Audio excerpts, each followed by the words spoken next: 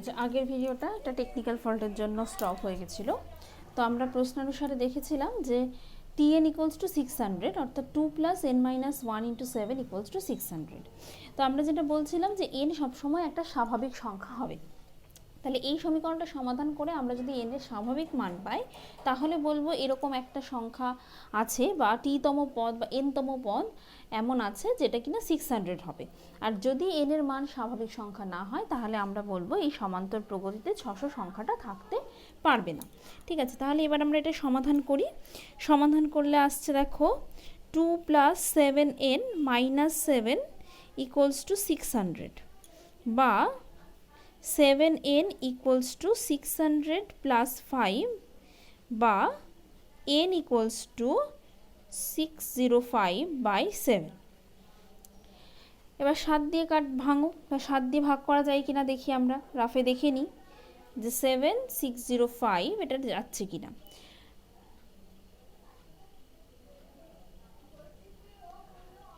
7 8 56, তাই তো, 7 8 56, 4 45। বুঝতেই পারছো এটা 7 দিয়ে ডিভিজিবল নয়, তাই তো। তাহলে 7 দ্বারা এটাকে যেহেতু ডিভাইড করা যাচ্ছে না, 6 7 42, তো বুঝতেই পারছো এটা 3 অবশিষ্ট থেকে যাচ্ছে। সুতরাং n, আমরা এটাকে আরেকটু ভেঙে লিখতে পারি যে 86 পূর্ণ 3/7। তাহলে এখান থেকে আরও ক্লিয়ার হয়ে যাবে যে এটা 7 দিয়ে ভাগ করা যাচ্ছে না, তাই তো। তাহলে আমরা লিখব n স্বাভাবিক সংখ্যা নয়।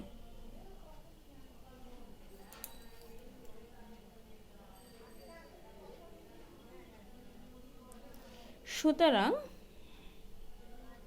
প্রদত্ত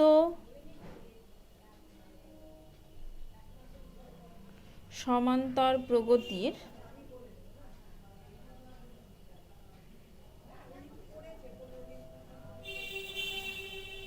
কোনো পদ 600 হতে পারবে না।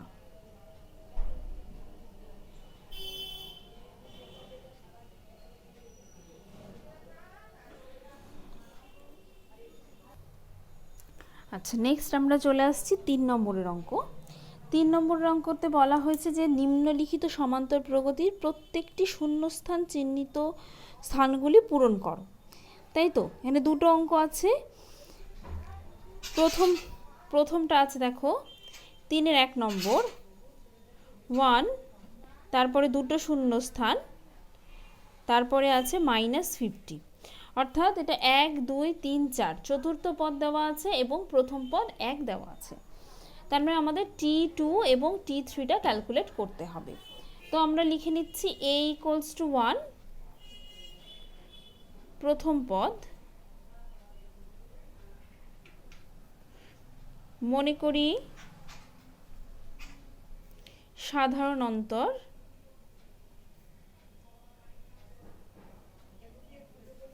d। সুতরাং t4 equals to a plus 3d equals to -50, বা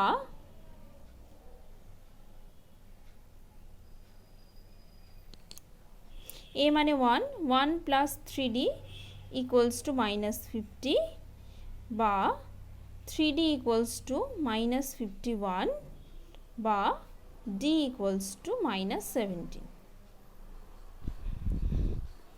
ঠিক আছে, তাহলে d এর ভ্যালু আমরা পেয়ে গেলাম। এবার এই দুটো শূন্যস্থান পূরণ করতে হবে, অর্থাৎ t2 এবং t3 ক্যালকুলেট করতে হবে। তাহলে t2 is equal to 1 plus d, 1 plus d অর্থাৎ a প্লাস d, অর্থাৎ 1 মাইনাস 17 ইকুয়ালস টু -16।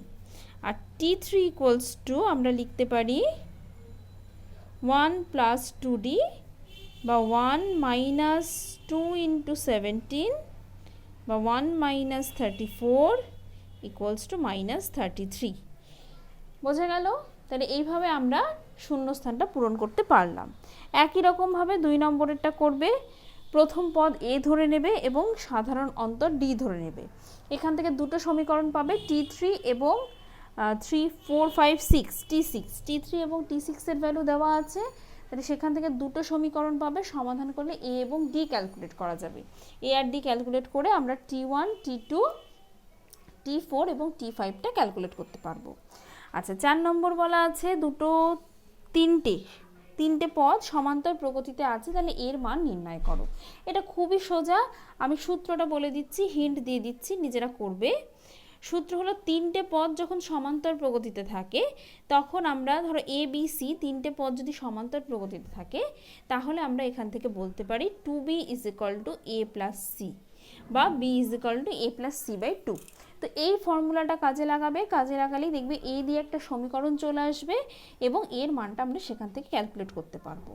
আচ্ছা, 5 নম্বরে বলা হয়েছে কোনো সমান্তর প্রগতির n-তম পদ যদি 3n-1 হয় প্রগতিটি নির্ণয় করো। n-তম পদ মানে tn। তো প্রথম পদ আমরা এটাও আমি হিন্ট দিচ্ছি, প্রথম পদ আমি ধরে নিচ্ছি a এবং সাধারণ অন্তর d। তাহলে n-তম পদ tn = কি হবে a + n-1 × d। ঠিক আছে, তাহলে a + n-1 × d = আমাদের আসছে 3n-1। তো এখান থেকে a আর d এর মধ্যে একটা সম্পর্ক আমরা নির্ণয় করতে পারবো। কি পাচ্ছি দেখো, a =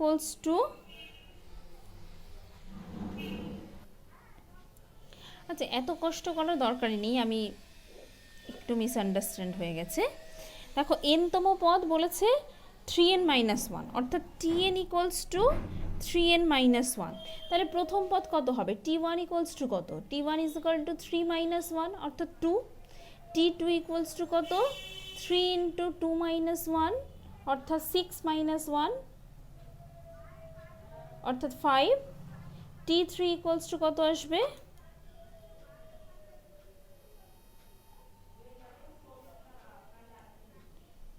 3 × 3 - 1 অর্থাৎ 9 - 1 8। এইভাবে চলবে। সুতরাং সমান্তর প্রগতিটা কি হবে 2 5 8। এটা ভীষণই ইজি ছিল, আমি একটু জটিলভাবে ভাবতে গিয়ে তোমাদের কাছে কঠিন হয়ে যাচ্ছিল। তো অঙ্কটা হয়েই গেল, এটা হিন্ট নয়, এটা পুরোটাই হয়ে গেল। আচ্ছা, 6 নম্বরে বলা আছে নিম্নলিখিত শ্রেণীগুলির প্রত্যেকটির মধ্যপদ বা পদ দুটি এবং যোগফল নির্ণয় করো।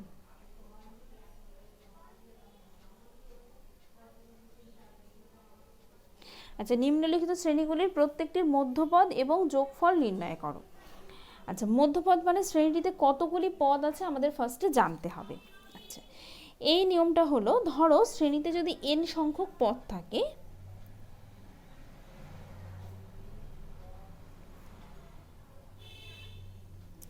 তাহলে দুটো হতে পারে, এক হচ্ছে n যুগ্ম। n যদি যুগ্ম হয় তাহলে মধ্যপদ থাকবে দুটি, মধ্যপদ হবে দুটি। কে একটা হলো n/2 আর একটা হচ্ছে n/2 + 1তম। এই দুটো পদ হবে মধ্যপদ। আর যদি n অযুগ্ম হয়, n যদি অযুগ্ম হয় তাহলে মধ্যপদ হবে একটি, এবং সেটা কি হবে, সেটা হবে n + 1/2তম পদ। একটা এক্সাম্পল দিয়ে বোঝাই, ধরো 1 থেকে 5 পর্যন্ত সংখ্যা লিখছি, 1 2 3 4 5। এখানে কটা সংখ্যা আছে, 5। 5 কি অযুগ্ম। তাহলে যদি আমাদের বলা হয় মধ্যপদ মানে শ্রেণীর ওই পদের ডান দিকেও যতগুলো সংখ্যা থাকবে বাম দিকেও ঠিক ততগুলো সংখ্যা থাকবে। এখানে দেখো 3 এমন একটা সংখ্যা যার বাঁ দিকে আছে দুটো সংখ্যা এবং ডান দিকে আছে দুটো সংখ্যা, তার মানে 3 হলো এর মধ্যপদ এই শ্রেণীটার। তাহলে এই 3টা আমরা কিভাবে পেলাম, দেখো শ্রেণীতে আছে 5টা পদ, তাহলে 5 + 1/2তম অর্থাৎ 6/2 অর্থাৎ 3তম পদ, 3তম পদ। 3তম পদটাই আমাদের মধ্যপদ এলো। এবার যদি শ্রেণীতে 6টা পদ থাকতো, অর্থাৎ 1 2 3 4 5 6, ধরো 6টা পদ আছে সমান্তর শ্রেণীতে। এবার এই 6টা পদ যদি থাকে, 3-এর বাঁ দিকে আছে দুটো, ডান দিকে আছে 3টে, সুতরাং 3কে আমরা মধ্যপদ বলতে পারবো না। আবার 4-এর বাঁ দিকে আছে 3টে, ডান দিকে আছে 2টো, 4কেও আমরা মধ্যপদ বলতে পারবো না। তার মানে এই 3 আর 4 দুটোই একই সঙ্গে হবে মধ্যপদ, 3ও মধ্যপদ 4ও মধ্যপদ, তাহলে মাঝখানে 2টো পদ আছে, এর বাঁ দিকে 2টো, এরও বাঁ দিক, এর ডান দিকে 2টো, ঠিক আছে। তো এই দুটোকে আমরা একসঙ্গে বলবো মধ্যপদ। সেক্ষেত্রে আমরা কীরকমভাবে পেলাম, টোটাল আছে 6টা পদ, তাহলে 6/2 অর্থাৎ 3 নম্বর পদটা, এবং 3 নম্বর পদের পরের পদটা অর্থাৎ 4 নম্বর পদটা, তাহলে 3 নম্বর এবং 4 নম্বর পদটা হয়ে যাচ্ছে এই শ্রেণীটার মধ্যপদ। তাহলে যখনই আমাকে শ্রেণীর মধ্যপদ ক্যালকুলেট করতে হবে, আমাদের প্রথম কাজ হলো, এটা যেহেতু একটা সসীম শ্রেণী দেওয়া আছে, সসীম সংখ্যক পদ দেওয়া আছে, যে আমাদের শ্রেণীতে কটা পদ আছে সেটা ফার্স্টে ক্যালকুলেট করা, অর্থাৎ n এর ভ্যালু কত। n এর ভ্যালু কত আমরা যদি পেয়ে যাই, সেখান থেকে আমরা কিন্তু খুব সহজে এটার যোগফলও ক্যালকুলেট করতে পারবো, আবার সাথে সাথে মধ্যপদটাকেও ক্যালকুলেট করতে পারবো। তো আমরা চলে আসছি, প্রথমটা আমি করছি না, 3 নম্বরেরটা করে দিচ্ছি, ঠিক আছে। যেহেতু দশমিক আছে তোমাদের একটু মনে হতে পারে যে কেমন, সেই জন্য 6-এর 3 নম্বরের অঙ্কটা আমি করছি। শ্রেণীটা কি আছে, 1 + 2.4 + 2.8 + 10.4। মনে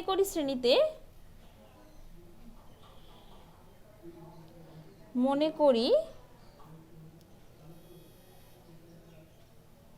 শ্রেণীতে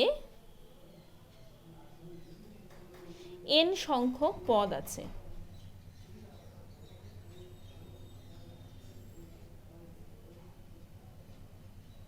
ঠিক আছে।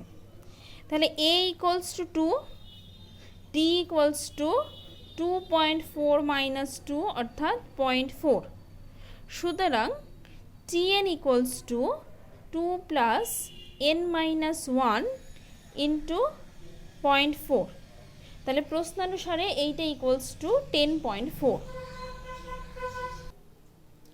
তো ক্যালকুলেট করে দেখছি, n এর ভ্যালু আসছে 22, অর্থাৎ n একটা যুগ্ম সংখ্যা। ক্যালকুলেট করে দেখলাম n একটা যুগ্ম সংখ্যা, ঠিক আছে। তাহলে n যদি যুগ্ম সংখ্যা হয়, সুতরাং শ্রেণীর মধ্যপদ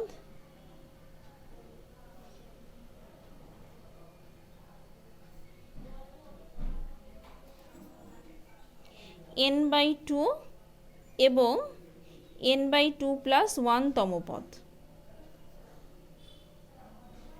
অর্থাৎ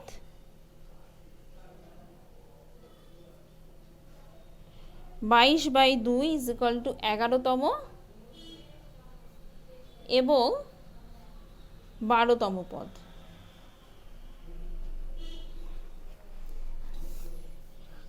তাহলে অবশ্যই t11 = a + 10d, মধ্যপদ দুটো ক্যালকুলেট করতে বলা হয়েছে।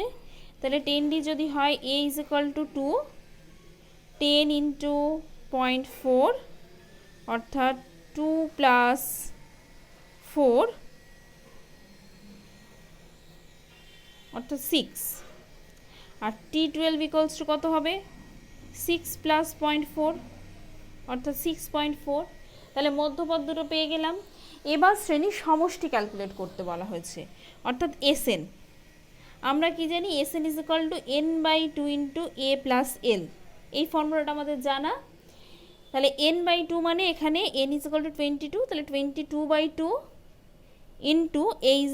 2 আর l = 10.4 অর্থাৎ 11 × 12.4। দেখো এটা ক্যালকুলেট করলে আসছে 136.4। তাহলে আমাদের সমষ্টিও পেয়ে গেলাম এবং মধ্যপদ দুটোও পেয়ে গেলাম। একই রকমভাবে বাকি 3টে অঙ্ক করতে পারবে।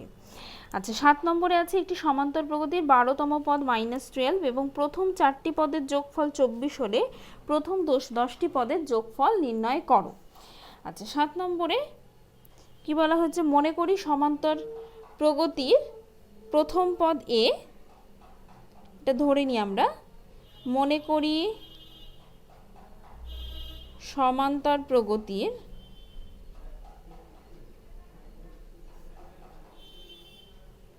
প্রথম পদ a এবং সাধারণ অন্তর ডি। সুতরাং a প্লাস 11d অর্থাৎ T12 ইকুয়ালস টু বলা হচ্ছে -13। এটা আমাদের 1 নম্বর সমীকরণ। নেক্সট বলা হয়েছে প্রথম 4টি পদের যোগফল অর্থাৎ S4 T1 plus T2 plus T3 plus T4 equals to 24। S4 এর সূত্র কি হবে? 4/2 ইন্টু 2a প্লাস n-1 অর্থাৎ 4 - 1 ইন্টু d ইকুয়ালস টু 24, বা 2 into 2a plus 3d equals to 24, বা 4a প্লাস, বা 4a না করে 2 দিয়ে আমরা ভাগও করে দিতে পারি, সেটাই সব থেকে বেশি সোজা। 2a plus 3d equals to 12। এটা আমাদের 2 নম্বর সমীকরণ।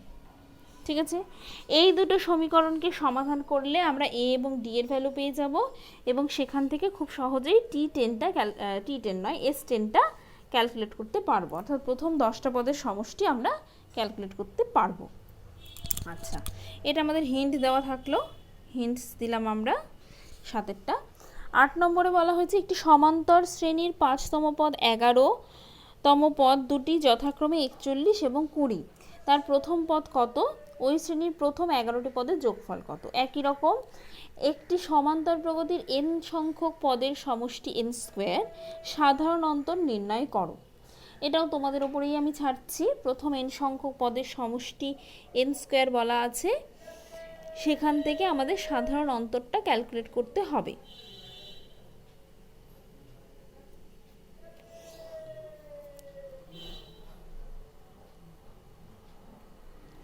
আচ্ছা, নেক্সট 10 নম্বরে বলা আছে দেখাও যে 4 প্লাস 12 প্লাস 20 প্লাস 28 শ্রেণীর n সংখ্যক পদের যোগফল একটি যুগ্ম সংখ্যার বর্গ। আচ্ছা, n সংখ্যক পদের যোগফল অর্থাৎ tn নয়, sn ইকুয়ালস টু কত? a plus n-1 into d। ঠিক আছে, d ইজ ইকুয়াল টু কত এখানে? 8। d ইকুয়ালস টু 8 আর n ইজ ইকুয়াল টু 4। তাহলে 4 প্লাস n-1 ইন্টু 8, এটা আমি একবার একটু করে দিই। ঠিক আছে, 10 নম্বর 4 প্লাস 12 প্লাস 20 প্লাস 28 এই সমান্তর প্রগতির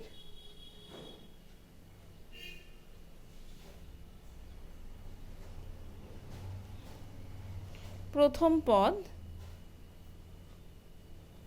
4 এবং সাধারণ অন্তর 12 - 4 ইকুয়ালস টু 8। সুতরাং n সংখ্যক পদের সমষ্টি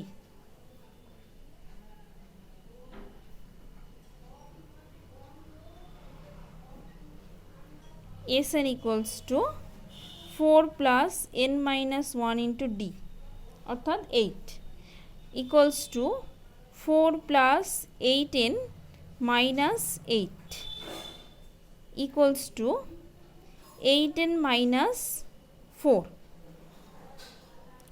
4 কমন নিলে এটা চলে আসছে 2n মাইনাস 1।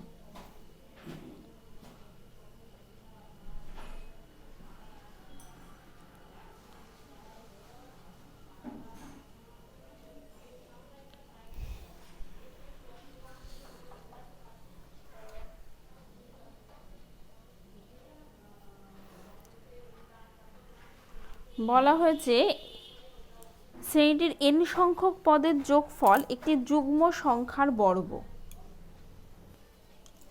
আচ্ছা, এখানে আবারও আমি সূত্র লিখতে ভুল করেছি, এটা Sn নয়, এটা Tn এর সূত্র লিখে ফেলেছি। Sn এর সূত্র actually n/2 into 2a plus n minus one into D, এটা আমাদের এসএন এর সূত্র। তাহলে n এখানে কত, n/2 যেমন ছিল তেমনই আসবে, 2a = 8, যেহেতু a = 4 আর d এর ভ্যালু 8 আমরা জানি, তাহলে n মাইনাস ওয়ান ইন্টু 8, এটা চলে আসছে n/2 into 8 plus 8n minus 8, অর্থাৎ 8 কেটে যাচ্ছে, থাকছে n/2 ইন্টু 8n অর্থাৎ 4n, এটা আসছে 4n স্কোয়ার। তাহলে বুঝতেই পারছো এটা হবে 2n এর হোল স্কোয়ার। সুতরাং এটা অবশ্যই একটা যুগ্ম সংখ্যার বর্গ, প্রমাণিত। আচ্ছা, নেক্সট 11 নম্বর অঙ্কে বলা আছে দেখাও যে 8 + 16 + 24 শ্রেণীটির n সংখ্যক পদের যোগফলের সঙ্গে 1 যোগ করলে তা একটি পূর্ণবর্গ সংখ্যা হয়। এটা এই 10 অঙ্কের মতোই তোমরা নিজেরা করতে পারবে। আচ্ছা, 23টি পদ পর্যন্ত যোগফল নির্ণয় করো, 12টাও তোমাদের জন্য হোমওয়ার্ক রইল। তাহলে এখানে আমাদের অতি সংক্ষিপ্ত পার্টটা শেষ হলো। নেক্সট ভিডিওতে আমরা সংক্ষিপ্ত নিয়ে আলোচনা করব এবং দীর্ঘ উত্তরধর্মীগুলো নিয়ে আলোচনা করব।